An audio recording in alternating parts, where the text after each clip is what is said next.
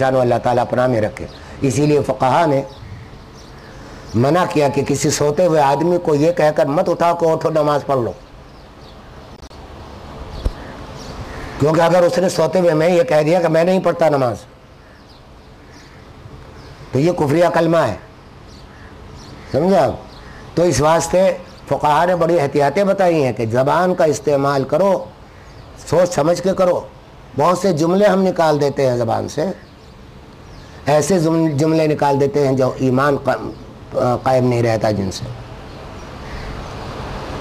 تو بات چیت کے وقت بھی، غصے کے وقت بھی بہت سی باتیں ایسی ہیں کہ اللہ تعالیٰ پناہ میں رکھے. تو اگر میں ان کی مثالیں بیان کرنے لگوں، ہماری روزمرہ زندگی میں پڑھے لکھے لوگوں میں ایسے الفاظ رائج ہو گئے، ایسے جملے رائج ہو گئے جو ایمان کو ختم کر دینے والے.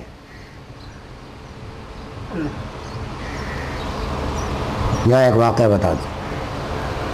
قرآن کریم میں ایک مرتبہ ایک آیت نازل ہوئی، یا ایھا الذین آمنوا لا ترفعوا اصواتکم فوق صوت النبی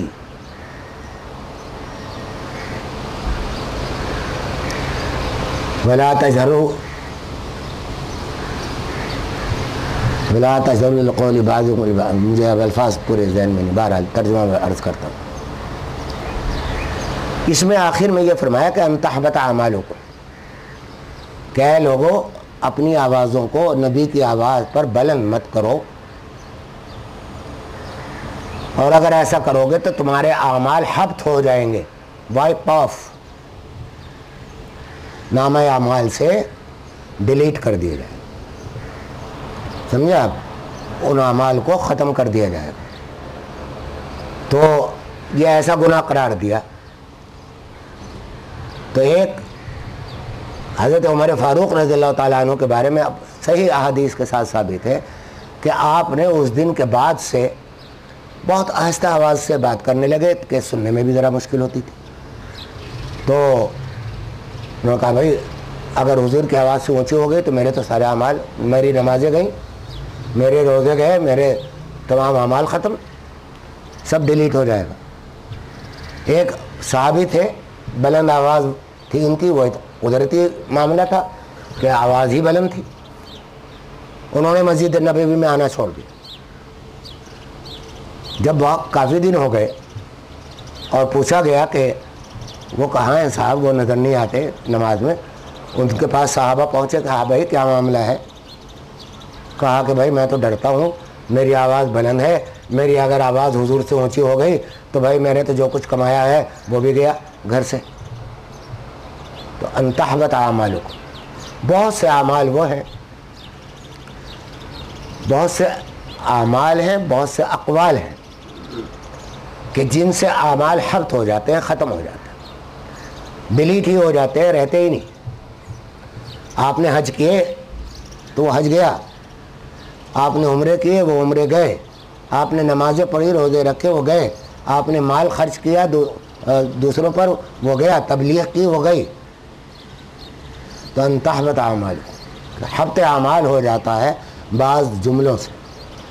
تو اس لیے جملوں کو بولنے کے وقت ایسا کوئی جملہ بولنا، میں نے ابھی ایک خاتون سے ایک جملہ سنا کہ وہ اپنے بیٹے سے کہہ رہی تھی کہ کیا ہو گیا تجھے، جب عقل بٹ رہی تھی تو تجھے اللہ نے عقل کیوں نہیں دی؟ کہ عقل کا کال پڑ گیا تھا.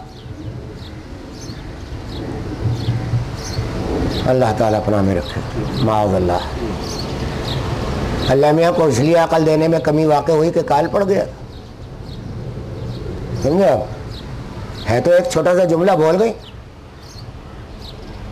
تو یہ وہ باتیں ہیں کہ جن کے لیے بہت زیادہ شدت کے ساتھ، اہتمام کے ساتھ، فکر کے ساتھ اپنا جائزہ لینا ہوگا کہ ہمارے عام زندگی میں ہم جب غصے کی حالت میں ہوتے ہیں تو کیا بولتے ہیں، ہم جب بیوی بچوں سے باتیں کرتے ہیں تو کس طرح باتیں کرتے ہیں، کون سا جملہ ایسا ہے کہ جو ڈیلیٹ کی بنا ہوا ہے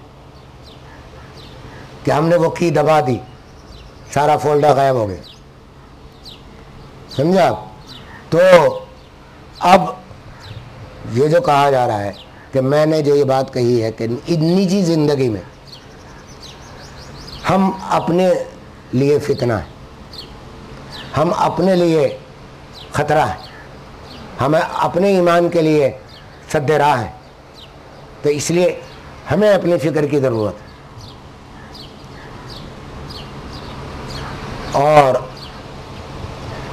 اس فکر کا پیدا کرنے کا طریقہ وہی ہے کہ اس زمانے میں آج کل ہمارے معاشرے میں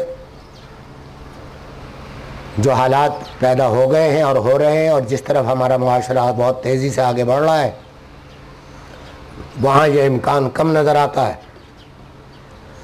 کہ اچھی صحبت کے مواقع کچھ زیادہ بڑھ جائیں گے۔ حق تعالی شانہ کی محبت ایک تو وہ محبت ہے جو لا الہ الا اللہ محمد رسول اللہ کہنے سے آ جاتی، وہ حق تعالی شانہ خود پیدا کرتے ہیں۔ آپ اسے مٹاتے رہتے ہیں لیکن وہ باقی رہتی، کمزور ہوتی رہتی ہے لیکن باقی رہتی۔ لیکن ایک حق تعالی شانہ کی حق ہے ان کے نعمتوں کا، ان کے احسان کا، ان کے عظمتوں کا، وہ محبت وہ چیز ہوتی ہے کہ کسی محبوب کی خاطر کسی تکلیف دہ عمل میں وقت صرف کرنے کو لذیذ سمجھتا ہے عاشق لذیذ سمجھتا ہے۔ ایک شعر ہے کہ خدا کرے میری وصال کی تمنا سالوں پوری نہ ہو، کیونکہ یہ لذت افراق جو ہے یہ چھن جائے گی۔ تو حق تعالی شانہ سے محبت پیدا نہیں ہوتی، نہ کتابوں سے پیدا ہوگی، کتنی بھی کتابیں پڑھ لیجئے، کتنا بھی علم حاصل کر لیجئے، علم مل جائے گا، پتہ لگ جائے گا کہ دین کے احکام کیا ہیں، دین کی باتیں کیا ہیں، اللہ تعالیٰ کی صفات کیا ہیں، سارے معلوم ہو جاتے ہیں۔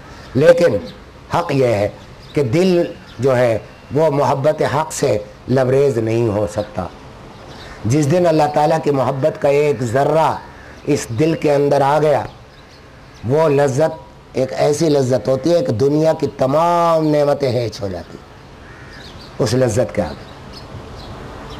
اور میں وہی بات پھر کہتا ہوں کہ آخر ابراہیم بن ادھم رحمۃ اللہ تعالیٰ علیہ، یہاں ایک بات عرض کر دوں کہ حضرت حاجی امداد اللہ مہاجر مکی رحمۃ اللہ تعالیٰ علیہ ابراہیم بن ادھم رحمۃ اللہ علیہ کے اولاد میں ہیں،